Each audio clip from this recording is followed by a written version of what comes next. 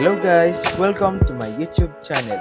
Ngayon ay tuturuan ko kayo kung paano mag-add ng music sa CapCut.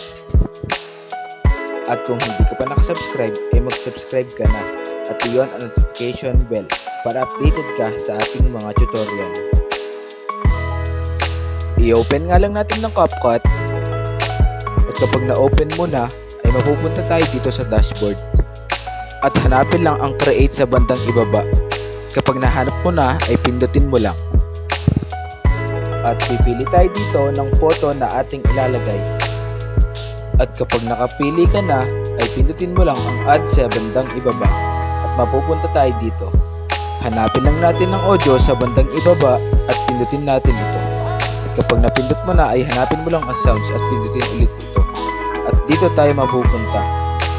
Pwede tayong mag-search ng gusto nating kanta. Pero ang gagawin ko ay hahanap na lang ako dito sa baba. At kapag nakahanap ka na, ay pindutin mo lang ang plus sa gilid nito.